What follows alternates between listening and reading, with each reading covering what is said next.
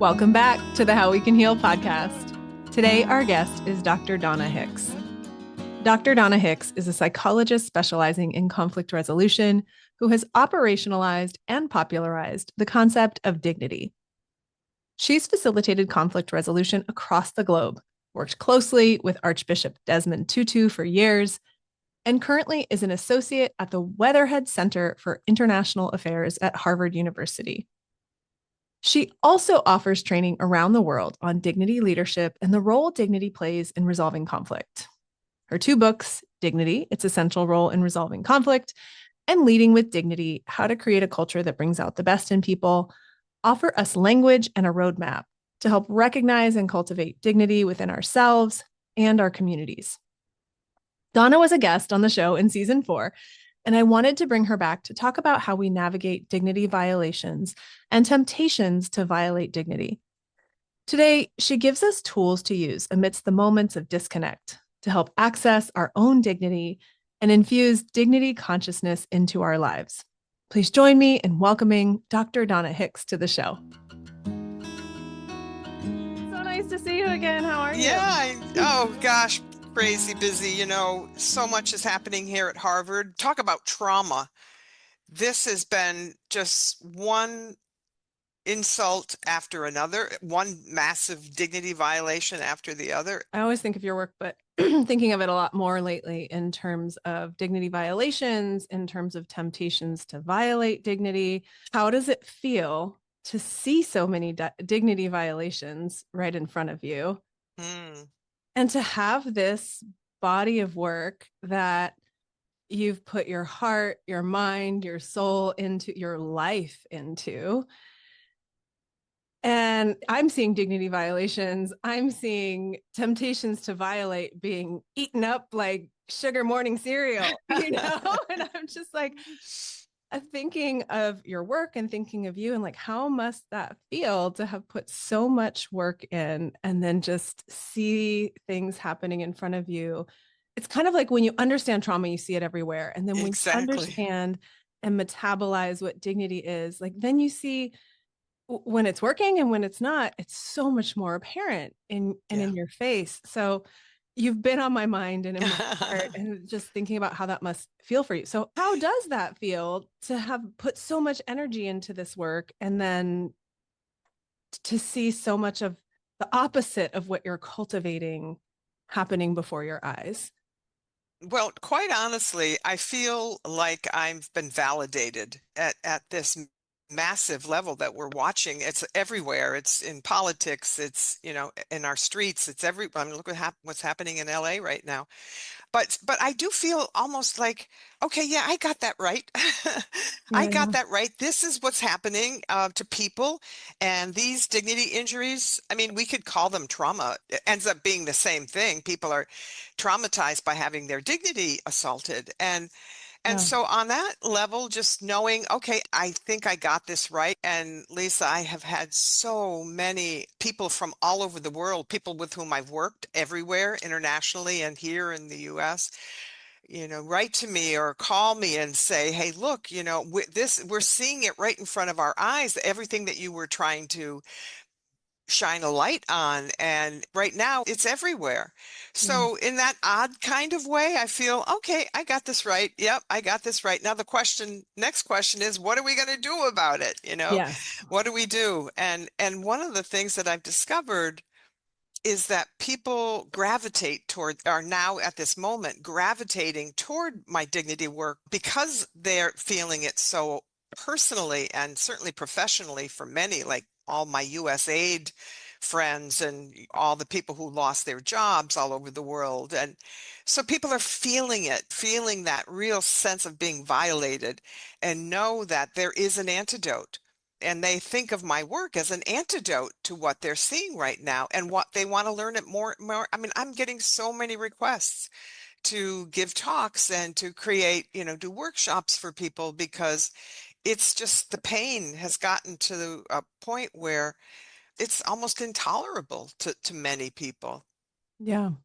To have those dignity violations happening in such a daily and almost mundane way. And I think a lot of people can feel the need to withdraw from even witnessing them, let alone being a part of them. And everyone is, finds their own way when there's a dignity violation happening. But one of the temptations you talk about is avoidance of conflict. And Mm. one of the elements of dignity is understanding.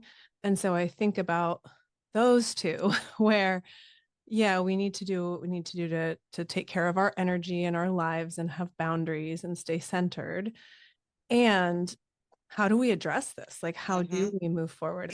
Those two pieces that you put together, the temptation to avoid conflict, we have that sort of hardwired in us. We hate conflict, we humans.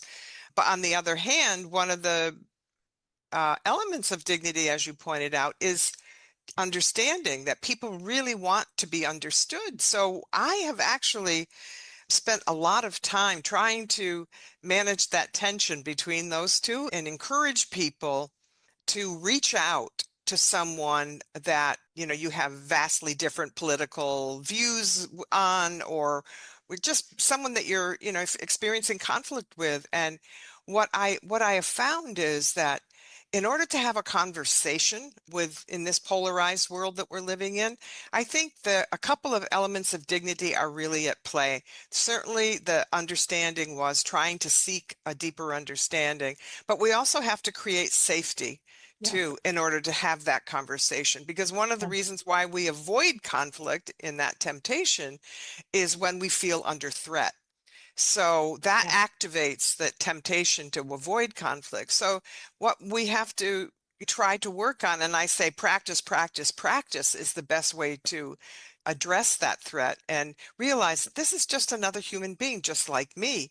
They may have different perspectives and different life experiences and therefore have come to different conclusions about the way the world works. But at the end of the day, what I've found when you create that sense of safety. And by that, I mean, when you address someone and when you invite somebody to have a conversation, you don't use that sharp tone of voice or, that judgmental attitude. You come in with a real curiosity. Yes. That's the word I've been using over and over again. Develop a curiosity for how this fellow human being ended up having such vastly different beliefs than you have. And so if we can create that mindset to begin with, try to genuinely be curious about why the person has evolved the belief system that they have, then and it's almost like magic because what when I say to someone, hey, look, we have vastly different views on politics, and at the same time, I'm really curious about how you arrived at those points of view.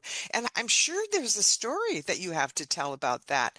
And Yes. I'm here to listen. I want to hear that story. I Yes. want to gain a deeper understanding of you and how you've arrived at your conclusions. And so just by approaching that, if you think about it, that is like an invitation to have your dignity honored. I want to Yes. hear you. I want to experience what you've lived through. I want you to tell me, so it's kind of ironic that even though I personally disdain maybe even the points of view, I can be really curious. I can say, okay, given what this person has been through and what they're telling me about how they arrived at this conclusion, okay, I can still say, hey, look, I still disagree with it, but I can certainly understand your perspective now and thank them for that. Say, thank you for taking the time to explain all that to me. And, it softens the edges, Oh, yeah. Lisa, big time. And the first attempt isn't always, you get to the other side, but if you keep going with it and say, hey, look, why don't we do this again? Why don't we have another meeting maybe next week sometime and explore this more deeply? And at that point, I would say, yeah, I'd like to explain to you too. So maybe you would gain a deeper understanding of I'd like to tell you where I'm coming from and how I've arrived. And usually they say, oh, of course, I want to hear your point. So, you know, tapping into that shared humanity Yes. is and demonstrating that you want to make this a safe conversation, you don't want to judge, you want to understand, and Yes. I want to listen. One of the things that I learned from conflict resolution when we used to bring parties together for dialogues is our number one ground rule was we're going to listen to understand and speak to be understood. Yes. So, and I just apply that to these conversations. And, I mean, quite honestly, Lisa, some of them don't go so well. I mean, some of them are, okay, maybe we've got somewhere, but so many of them really do. Like I said, the edges get softened, and yeah, it's quite interesting. As you're talking, I'm visualizing these different words of like there's safety and there's threat and there's dignity and empathy and connection, like all these different words that you've used. And I'd imagine that the conversations that go better are the ones where some sense of safety is maintained, where there's not a big threat response in the other person. And in the trauma world, we look a lot at threat and the neuroscience of it and what happens in Yeah. our biology the second we don't feel safe or when something does feel traumatizing, right? And even those micro moments where there's an expression on someone else's face where you don't feel seen or understood and how that can shift a conversation. So I'm thinking about all of that and how I'd imagine the conversations that go better and the way you're describing this. I just keep thinking about what you write about connection, Yeah. right? And the sense of dignity in terms of connection with yourself and your own dignity, right? Valuing this is what I believe. This is how I've come to believe it. And then also the connection with the other person, because the way Yeah. you even, I'm like, I want to write a script, transcript here of like, here's how to invite a conversation in a really honest way and hmm just sit down and bring that sense of curiosity and an opportunity for connection. I think that it sounds so simple, but it's clearly such a struggle in our world today to get to feeling safe enough to have those conversations. I have plenty of friends tell me, oh, I'm trying to talk to people, but it's really hard, or they don't want to talk, or they just say, no, we're not going there. Yeah. Like, okay, I'm all for boundaries. And what about connection? And what about shared understanding? So yeah, those layers of connection, real estate is location, location, location. It's And connection, connection, connection. Yes. the layers of it and how we can practice that in everyday life. And I think what you just said is such a great example of that. It also reminds me, listening to you, of the wisdom of E.O. Wilson, what I learned from him, that there exists inside all of us human beings a desire to protect ourselves and self-preservation instincts. But on the other side of it, there's also an equally as powerful force within us, which is the desire for loving connections. And connections, in my mind, the best way to connect with someone is to demonstrate that you see their dignity, that you see them as a person with inherent value and worth. And there's biology behind that as well. Yes, we have these self-preservation instincts, which is what all the temptations are about, but we also have this inborn desire to want that safety that comes from a nice connection with another person. I mean, threat and disconnect are like two sides of the same coin, threat and disconnect. You disconnect when you feel that sense of threat. And so I loved that E.O. Wilson pointing that out. And he said, what it does is it leaves us with a relentless ambivalence inside, he said, because you're always pulled one way or the other. And so, but I just love that framing. Okay, we're these wonderful creatures that love, Yeah. and we love to be connected and intimate with. And I'm not talking about love in the romantic sense. I'm talking about love in the sense that, wow, do I feel safe with this person? I feel this person sees me. I feel this person cares about what happens to me. And so, we humans have this inner struggle. And if we don't understand that in a deep way, we won't be able to make the choice of connection over self-preservation. Because that's the other thing E.O. Wilson said. We have to make a choice because they're both aspects of who we are as human beings. But we have, what did he say? We have the capacity to override that strong threat response that we feel and want to disconnect from people. And because, we have this neocortex here, this Mm-hmm. executive functioning. It's not all about the amygdala and the desire for safety and protection. So, but this is the thing about what we both do, where we are using slightly different language, but I think it's really the same phenomenon that we have to make the choice for connection Yes. over self-preservation. And sometimes it's wise to make the self-preservation choice. Sometimes it is wise to avoid a conflict. But if we know that that is part of something that has been with us for ever since we were Homo sapiens roaming the savannah, we would say, okay, I can do better than this now. I Mm-hmm. can connect with this person, even if I don't, even if I'm feeling a little threatened, I can still connect and by honoring their dignity. Yeah. So it's all about education, I think, understanding trauma, understanding dignity violations, understanding, and what I especially love, and I know you do too, is the neuroscience of it, because the neuroscience of a dignity violation is pretty alarming once you hear about it. The brain doesn't know the difference between a wound, a physical wound, and a wound to our dignity. Yeah. That's pretty alarming. So, yeah, there's a reason why we have all of those avoidance patterns as well. And it makes me wonder too. I feel like there's this unpacking that your work gives such great language to, and that it focuses on the 10 elements of dignity. Let's practice this. And I always like to keep us oriented, especially in moments of confusion, to like, well, where are we going? What are we trying to build? So I think those elements really ground us. And we talked a fair amount about those in our last interview. There's an entire, you wrote your entire first book about that. You have many talks about it, right? There's plenty of places people can go to digest those more. Then you go into the 10 temptations to violate. And I love the language of that too.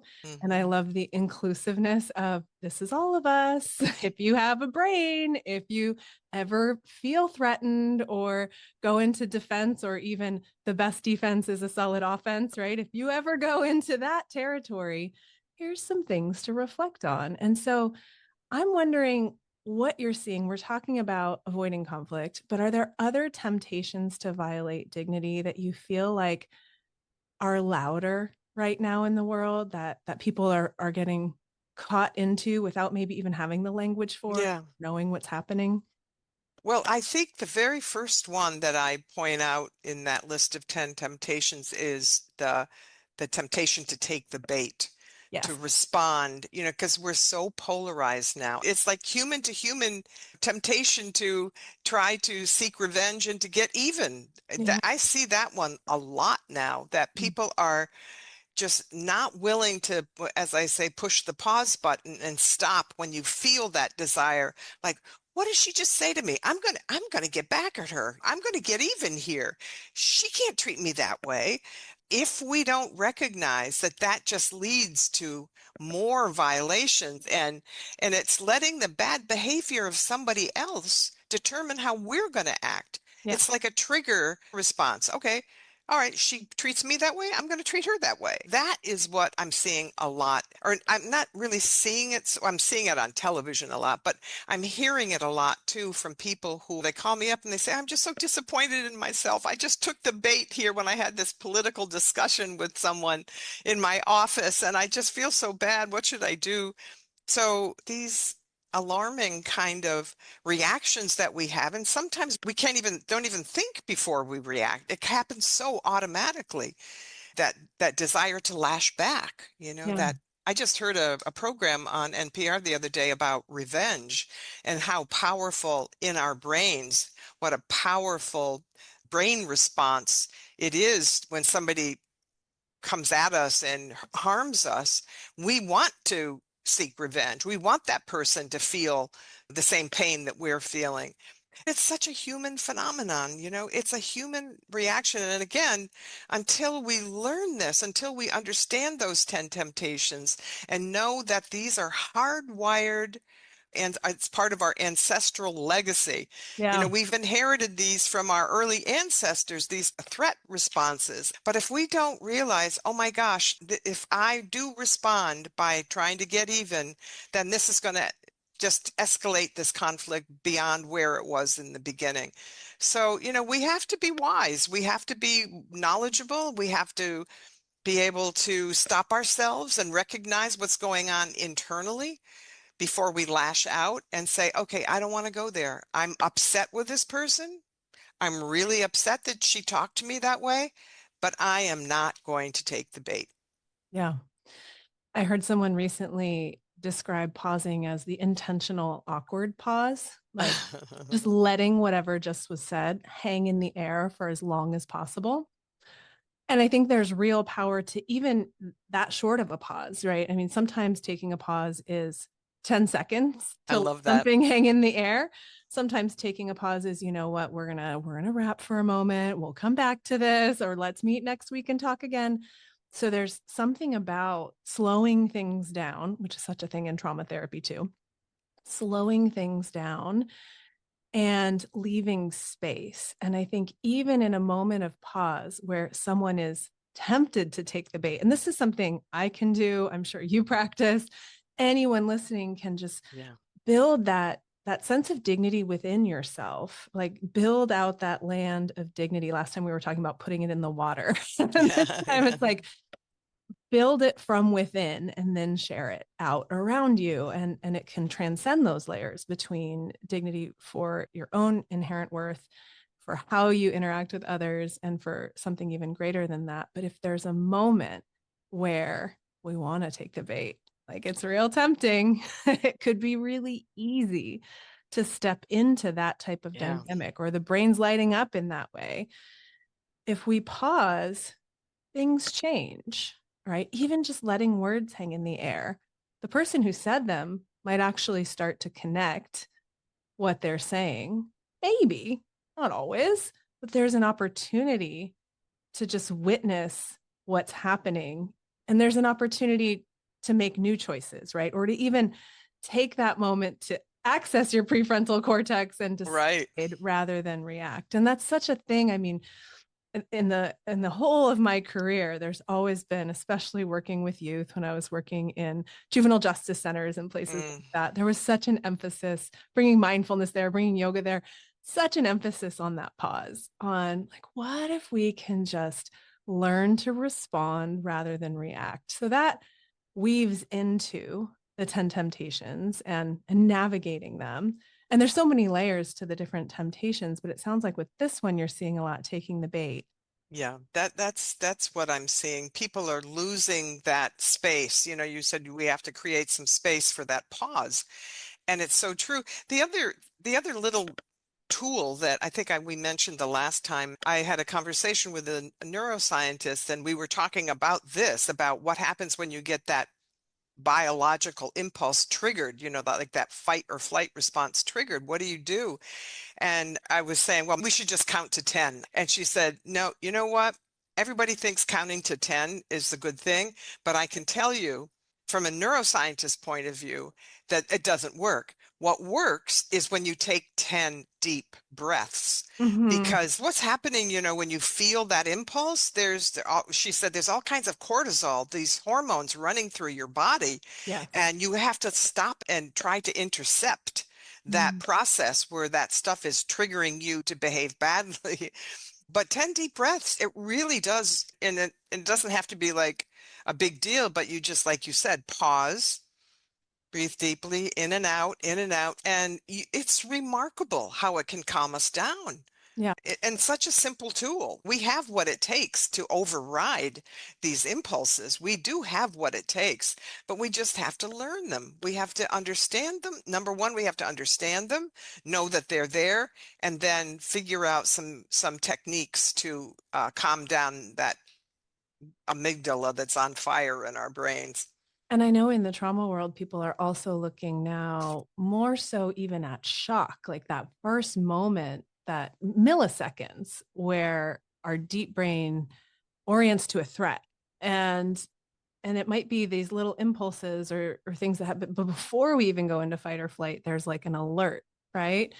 So I think tracking that, slowing things down, Yeah. taking even one really slow quality breath if you can, definitely 5 or 10 if you can, maybe even more in some Maybe even circumstances. more. Walk around the block and come back, right? So I'm curious for you if you could build a society where dignity is inherent and there's awareness of the 10 temptations to violate it. What would look different than what we have now? What would be there that's not there? Uh, Mm. what sort of tools or supports would people have? Well, the first thing that comes to my mind, and it's a wonderful question. I've never been asked that before. But the first thing that comes to my mind is that if we're going to evolve out of this kind of biological self-preservation impulse, if we're going to evolve out of that, we need education. We need to understand ourselves. We need to know all of this that we've just been talking about, that we are hardwired for self-preservation and survival. And when threat comes, we get triggered and we can behave completely differently than we would under circumstances that aren't threatening. So there's that. There's education. I think right now we're at a point where my colleagues and I mean, I have people all over the world working on this in their local communities, how to bring this into a school system so everybody develops this consciousness from a young age. And I'll tell you what we have learned is that young kids get this so quickly. They don't have the cognitive capacity to put words to it, but they know on the inside what it feels like to be mistreated. They know, they have a deep, deep understanding. And if you can give them the words, kid-friendly words, as one of my elementary school teachers says, you got to give them kid-friendly words so they'll understand it. But I think this is going to require education on a massive level.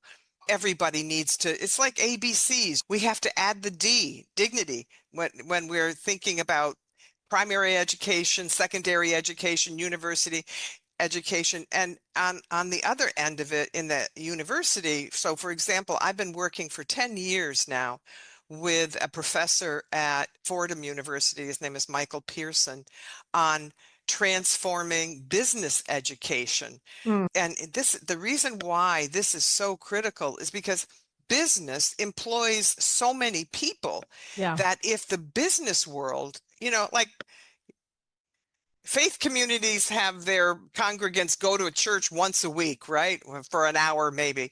But the business community, people are in their workplace for at least 40 hours a week, if not more. So just imagine the power behind a culture within a workplace that is deeply understanding of these dignity issues and of these threat responses. And if you could get a leadership team, this is why my second book, Leading with Dignity, is why I wrote it, because I realized the reach that the business world has. So it's education, yes, but it's also practice. It's also walking the talk. So it's both learning, it's learning a new way of being together and learning that, okay, I might not agree with somebody who lives in another part of my world here, but I could learn how to disagree with dignity. I could learn how to disagree with that person so that I'm not making them feel bad about themselves or feel bad in general. Mm, So, and we have that capacity. We yeah. humans, we can do that for each other. We can either make each other's day by treating each other with dignity, or we can make each other miserable by violating each other's dignity. And right now, the pendulum has swung all the way over to the violation end of it. So I'm a big advocate of education. At the same time, I think other communities like the media could play a huge role in this. Even movies, we could have a movie industry that focuses not on all the negative stuff that you're saying now, but shows us what it looks like in film, what it looks like to treat each other well, and what the world would end up being like if we had this consciousness, if we had evolved this consciousness, because it really is a question of evolving to a higher state. This guy, John Nesbitt, he's one of my favorite futurists. He said, and I quote him every time I give a talk, he said, the greatest breakthroughs of the 21st century will not occur because of technology, but because of an expanded concept of what it means to be human. Mm, So, I mean, right now, that relationship, we're off the charts with technology and AI. And I mean, in fact, AI is determining what it means to be human. We've got to catch up on the other side. We have to figure out for ourselves what humans are struggling with, what are some inherent struggles, and that's like the temptations, and what are the inherent skills and habits that we have to create in order to be sure that we are honoring somebody's dignity and not insulting them and violating. So everybody could play a role in this. Arts, certainly the faith communities, when they already are trying, but I think this new pope might be a good thing. I think he believes in dignity for sure. So did the last one. So, we're making headway, yeah. we as a human species, but it's so darn slow. I Yeah. personally want to see this accelerated. I want to see it happen faster. I do too. I'm right there with you. And another thing I was wondering about your experience is what do you do for yourself on the days when you're just seeing dignity violations left and right? And maybe you're getting like pouring in requests to speak, and that's all fine and wonderful for work and business, but also sort of overwhelming and a lot to carry. And you've poured so much Yeah. energy into creating something positive and deepening our understanding of what it is to be human and what it means to connect with ourselves and others and to use this language of dignity. So, what do you do for yourself on days where it just feels like I'm doing so much and I can only do so much? Yeah. No, I know I'm pretty good at knowing my limits. I know when I have to take a break. And for example, the one thing that my husband and I do together at the end of every day, and we learned this during COVID when we were stuck inside all the time. There's a wonderful, this is going to sound weird, but there's a beautiful cemetery here 5 minutes from where we live. It was designed by Frederick Law Olmsted. He was the designer of Central Park in New York. He did this back in the 1830s, I think, designed this cemetery. But what it is, yes, it's a cemetery, but it's an arboretum as well. Mm, And he planted the most exquisite trees and bushes and flowers. And like we just got through the magda season here in the cemetery, and they put labels on the trees so you could go up to it and say, oh, that's the white birch. So you can go up and you can learn. So ever since COVID, this has been our go-to stress relief, is to immerse ourselves in nature there at the cemetery. And we could go for an hour walk. That's how big this cemetery is. It's very famous, like Ralph Waldo Emerson was buried there. A mm, lot of the transcendental philosophers, and anybody who's anybody in the history of this area is buried there. So it's being in nature. That's, yeah. yes, I think we're also being guided by souls, in the, Yeah. While you're I walking think, through the cemetery. yeah, right.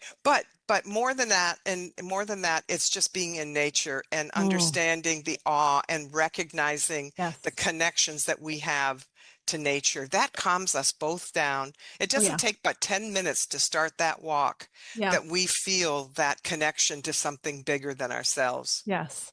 It's so I have a trail nearby my house now, and I used to live by Mount Auburn Cemetery. Is that Oh, the one you you're know what talking I'm about? talking about I then. lived in Okay. Watertown, like 2 blocks from it.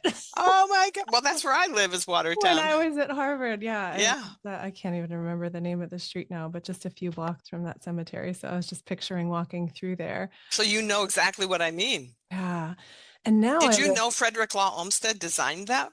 I didn't know that. No. Yeah. Yeah. I mean, it's beautiful and it's stunning, and many people take those peaceful walks through there. It always seems to feel like a peaceful place. Like it's just maybe the care that went into it, like you said, Yeah. presence of the souls that are there and the depth of history that's there, but finding a place that feels peaceful and you feel connected to nature or something greater too, right? Like that third Yeah. C in the connection, finding a sense of connection to something greater.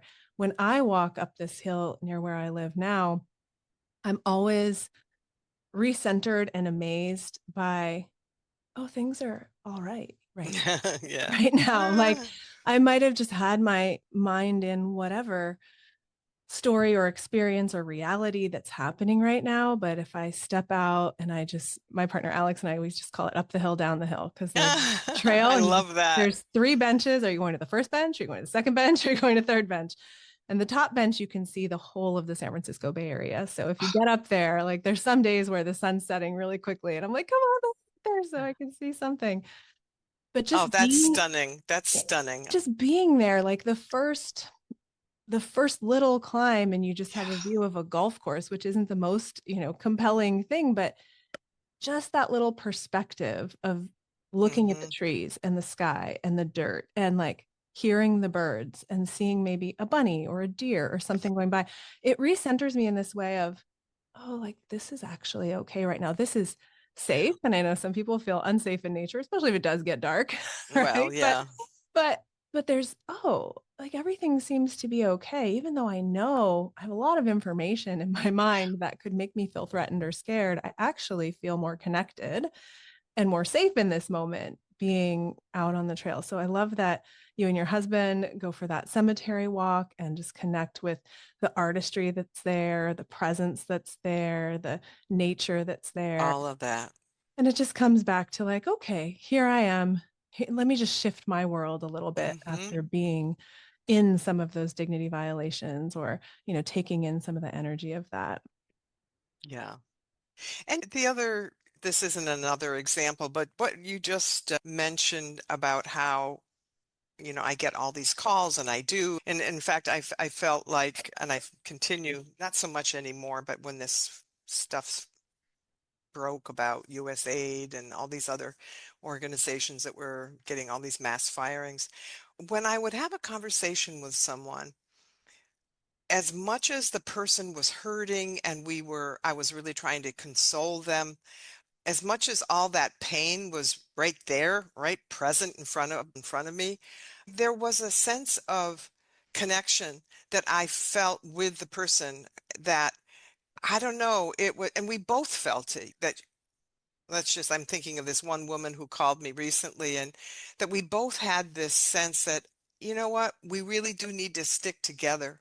Mm, We have to get our friends, we have to get, when we're feeling that kind of despair. And, she said, thank you so much for having a Zoom call with me, because even she was living in Nairobi or something. yeah, And she said, now I feel that connection with you. And this is what we have to do for each other, all of us.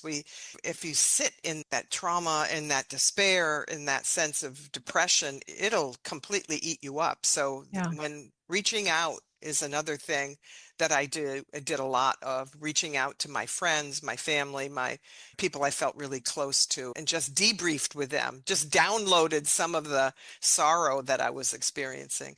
But connection, connection, connection, that's it. That's the magic threesome, you There's know. also a sense of agency in what you're describing that feels important. And I think that comes through in your work and in the 10 elements, and even in the 10 temptations. You talk about victimization or being the victim being one of those temptations. But when we have a sense of our own choice and Yeah. our own power and our own agency and our ability even to console one another, to feel the sadness, to not be alone in that, again, back to connection, like when we can have connection and agency, that changes a lot. And that's something, it's so interesting. I was reflecting recently on the last 10 years. Like I first started doing yoga in 1998. I did my teacher training in 2003. I was thinking about what's changed in my world. And one of the big things is just not feeling a larger sense or projection or worldview that feels shared. Like I can't lean on this institution in my brain the way I used to. The yoga school I came up in, which was very big and respected and had a drive towards excellence and this amazing community of people, doesn't exist anymore after the Mm, pandemic. mm. It's online actually, and there's very few teachers there now. So the community, I should say, transformed. It doesn't exist in the same way. There aren't the physical studios that I used to go Oh, to. yeah.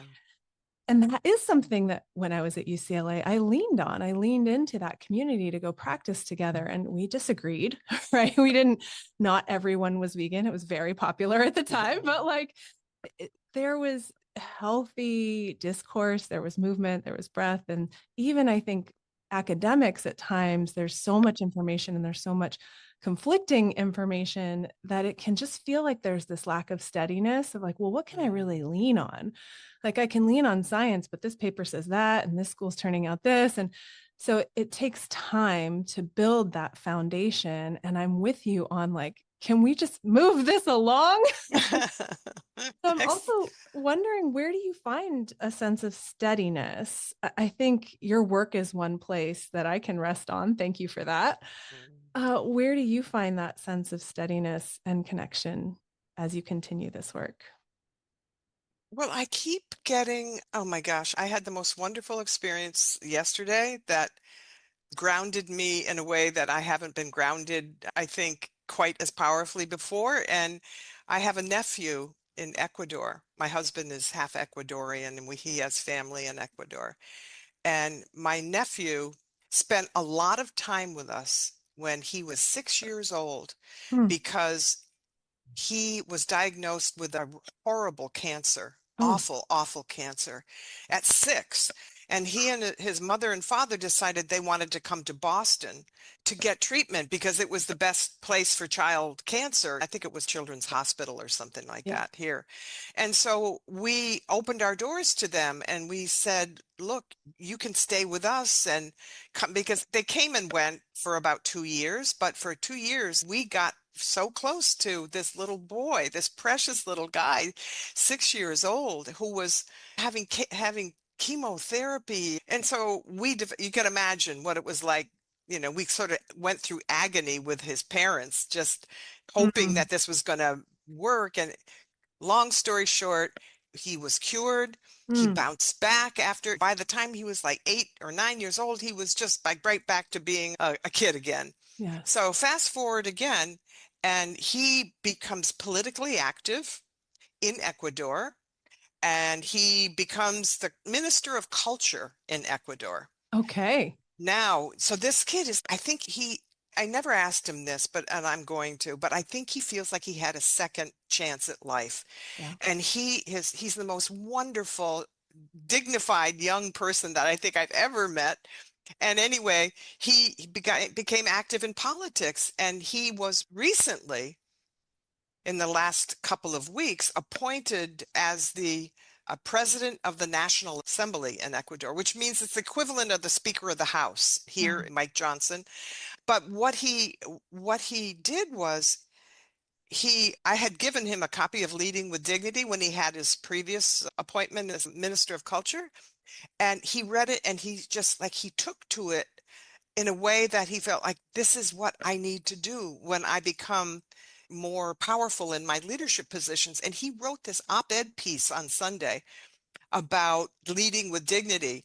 And he explained how my Aunt Donna helped me understand how important it is to lead with dignity. And he went through it and he talked about this book and my book, and I'm thinking, oh my gosh. And then I realized the power that this he's now 30 something, the power that this young man has now Yes. because he's using this leading with dignity as his way of leadership in the political realm.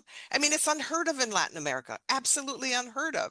And so knowing that I made that possible for him, that he is grounded in the dignity model now, and that had a reverberation effect on me. I thought, oh my gosh, maybe we can really see bigger, faster change. Maybe we can do this if these young people sign on to this kind of leadership, whether it's in politics or business or education. And so it grounded me in that belief again, Yeah. that dignity is the way forward. Yes. Dignity is the antidote. But I know that's a little bit of a diversion, that story. I But love you it. can imagine how excited I was, my husband and I both, how excited we were that Yeah. this kid is going to lead with dignity. The power of So, that. Yeah. yeah, it just made me want to work harder and harder, to tell you the truth, to get this out there quicker and faster. And maybe through politics, maybe that's the way to do it. Yeah. You gonna run for office? No, I'll support you. I'll support you. I know Oh my everyone's like God, finger on nose, last person in. California needs you. I know. And it makes me think of so many things as you're talking. One, the opportunity to build the relationship at a young age in a vulnerable time. And I'd imagine that even though this young man read your book while he's working in politics in Ecuador in his 30s, that the interactions with you and the exposure to your work Yeah. through that lens, the invitation to stay with family, like Yeah. the modeling and the experience of being treated with dignity. And it's a successful cancer story, right? Where you beat the cancer and he's bouncing back, and that's amazing. It makes me wonder about, I know some people who've worked at Children's who are really amazing, right? Who Yes. treat the kids with dignity. So it just makes me think of that role and that modeling and that Yeah. experience and the seeds that are planted there. In addition to then connecting it cognitively when you're in this position to actually make change. And Jacinda Ardern, who was the Prime Minister of New Zealand from 2017 to 2023, now has an organization that brings leaders together in politics who want to lead with empathy. So Yes. it just makes me think of, and she talks about how there are actually a lot of people in politics who really, really care. And this is their platform. Like her Yeah. platform in New Zealand was kindness, right? And she won. And so, She like, did. and so having those, I was thinking for myself, oh, what if I had these role models growing up, right? Like, and so Really. we do have those role models. I'd love for there to be more, but there are a lot of people who, Yeah. just like your nephew, who are resonating, who are bringing this to politics in places where it hasn't been there. Hmm. And that brings me hope. I usually ask people at the end of this podcast, what brings you hope? But you just dropped a beautiful, There it is, right there. like, Yeah. what brings a sense of hope for dignity. And, we talk a lot in the trauma world about vicarious trauma, but there's also vicarious healing and resilience and growth. And I Mhm. think all of your work is such a map for that. So if people who are listening haven't dug into it, I encourage you to dig into it more and bring it into wherever you are in the Yes. world right now. Because you mentioned school and business. And that's like, I find myself thinking, okay, well, if you add in sleep and eating, that just covers all of life, right? Like you Oh, can find those like, healthcare. Healthcare is another one. yes. I've been in healthcare a lot, so that covers a big base talking about healing but they don't really talk about healing dignity violations yet. I don't think. We'll see. We'll Yeah. see. Yeah. Yeah. And hopefully Yeah. we can get there. And Yeah. even just building the platform to stay connected while we disagree. You've given so many Hmm. examples today of just language we can use, whether we're inviting someone to a conversation or just Yeah. staying connected in disagreement. I feel like that is such a foundation in terms of healing. Like we Yeah. can stay connected to ourselves when there's different emotions or pulls, or we can stay connected to each other when we have different experiences, and we can stay curious. There's so much hope in your work. And so I want to thank you for everything you've put into it over all the years, Mm. for everything you're continuing to put into it. And just encourage people to visit your website, drdonnahicks.com, to follow your work, to amplify it, to share it, to get it into our cells, to get it into the water, to build it from the inside out and the outside Right. in in every single way we can. Thank you so much for all of it. Is there anything else you'd like to share today before we wrap? Well, there's only, I always end with this, no matter, I mean, I've done many podcasts, as you can imagine. I like people to think about whether they are connected to their own dignity. Yeah. Because when I go around and work in organizations, the first thing that we do is to be sure that first connection, because we say dignity consciousness requires connection, connection, connection, connection to your own dignity, connection to the dignity of others, and the connection to something greater than yourself. And if we don't have that first connection, really secure, that we haven't embraced and celebrated our own inherent value and worth, that's where we have to start. We have to start with recognizing and accepting and taking in, I am worthy no matter what. Mm-hmm. Yes. I'm wondering if there's any bridge you'd like to share with the audience, maybe for yourself or something you've witnessed that takes people from I'm not worthy of dignity to, oh, Maybe I am. Oh, yeah, I am. Well, I think it has to do with trauma and previous dignity violations, just recognizing that one of the reasons why we have so much self-doubt instead of embracing our dignity and recognizing our dignity is because we've been wounded. We've been traumatized. We've been wounded by all these dignity violations because like we started out saying, they're in the air, they're everywhere. Yeah. And unless we put together, oh, the reason that I'm feeling bad is not because I am bad, it's because something bad happened to me Mm, and I need to heal from that. So it's externalizing the problem. Like I'm worthy, but I had several dignity violations when I was a young kid, yeah. and that was my bridge because I had a lot of dignity violations as a young child.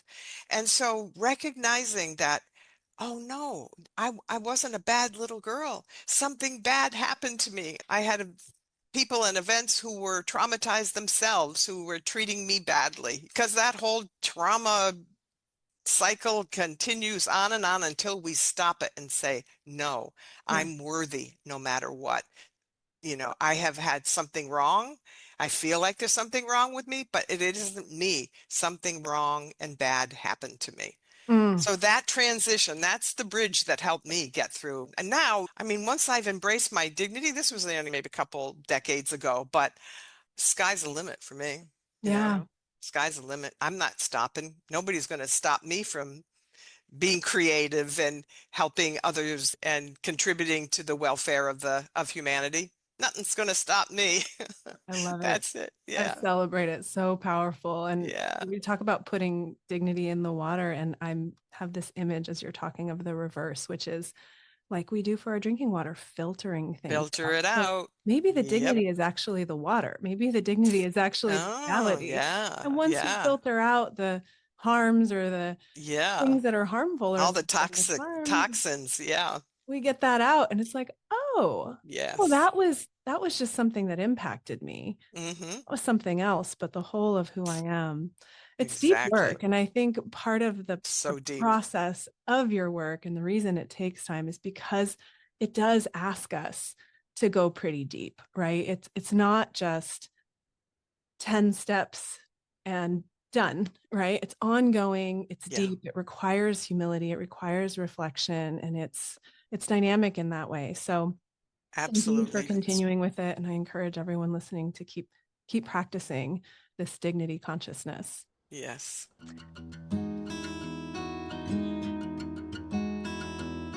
The more you learn about trauma, the more you see it everywhere. It's a superpower to see it, and it's also necessary to see beyond it. This fall, I'm offering a new class, Freedom from Trauma.